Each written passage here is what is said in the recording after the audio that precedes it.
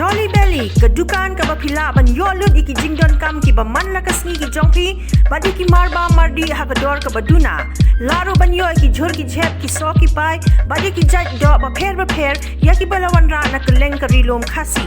kat ba pinang thi ki jingdon kam ki jongpi philaru ban e shipor ki khunrit ki jongpi hakajakai le kai ka balabu kerpang na ka banta jongki one room shagadukan Jolly Belly but me da ka jinkmen ya ki jingtep ki bakham nya la ban yo da ka bapon hau number nyo not san riu pra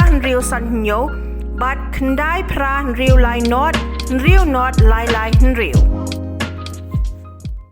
Representatives of the KHONGLAM and KHONGMEN in a press conference held on Friday announced the one-day closure of Nohwet village on 19th November 2021 due to a cleaning drive in the area. Krauborlang KHONGMEN and Mekerbor KHONGLAM informed that as part of social activities, a cleaning drive would be conducted in Nohwet and Riwai Peninsula on the 19th of November. Therefore, they appealed to tourists and visitors to not visit these areas on the appointed date, as this would spoil the holiday mood, but on the other hand, would enable the completion of repair work and beautification of the place by the locals.